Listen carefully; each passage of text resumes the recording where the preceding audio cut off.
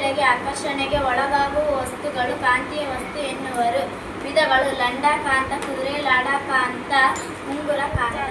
ಜಾತಿ ಎಂದರೆ ಉತ್ತರ ಕಾಂತದ ದಕ್ಷಿಣ ಕಾಂತದ ಪರಸ್ಪರವು ಅವುಗಳನ್ನು ಜೋಡಿಸಿದಾಗ ಅವು ಆಕರ್ಷಣೆ ಮಾಡುತ್ತವೆ. ಆದರೆ ಸಜಾತಿಯ ಧ್ರುವಗಳು ಉತ್ತರ ಮತ್ತು ಉತ್ತರಗಳನ್ನು ಪರಸ್ಪರ ಜೋಡಿಸಿದಾಗ ಅವು ವಿಕರ್ಷಣೆ ಮಾಡುತ್ತವೆ. ಕಾಂತೀಯ ವಸ್ತುಗಳು ಎಂದರೆ ಕೆಲವೊಂದು ವಸ್ತುಗಳನ್ನು ಮಾತ್ರ ಆಕರ್ಷಿಸುತ್ತವೆ. ಕಬ್ಬಿಣದಂತಹ ವಸ್ತುಗಳನ್ನು ಆಕರ್ಷಿಸಿದರೆ ಅವುಗಳನ್ನು ಕಾಂತೀಯ ವಸ್ತುಗಳು ಎಂದು ಕರೆಯುತ್ತೇವೆ. ಮ್ಯಾಗ್ನೆಟ್ ಹತ್ತಿರ ಕಬ್ಬಿಣವನ್ನು ಇಟ್ಟಾಗ ಅವು ಆಕರ್ಷಿಸಿತು. ಅಕಾಂತೀಯ ವಸ್ತುಗಳೆಂದರೆ ಪ್ಲಾಸ್ಟಿಕ್ ಅಂತಹ ವಸ್ತುಗಳನ್ನು ವಿಕರ್ಷಿಸಿದರೆ ಅವುಗಳನ್ನು ಅಕಾಂತೀಯ ವಸ್ತುಗಳು ಎಂದು ಕರೆಯುತ್ತೇವೆ.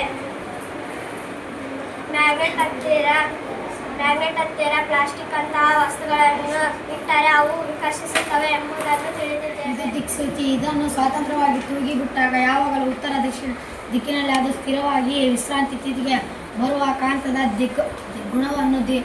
ದಿಕ್ಕುಗಳನ್ನು ಕಂಡುಹಿಡಿಯಲು ಬಳಸುತ್ತಾರೆ. ಈ ತತ್ವವನ್ನು ಬಳಸಿ ದಿಕ್ಕುಗಳನ್ನು ಕಂಡುಹಿಡಿಯಲು ದಿಕ್ಸೂಚಿ ಎಂಬ ಸಣ್ಣ ಉಪಕರಣಗಳನ್ನು ಹಿಂದಿನ ಕಾಲದಲ್ಲಿ ಅಭಿವೃದ್ಧಿಪಡಿಸಿದರು.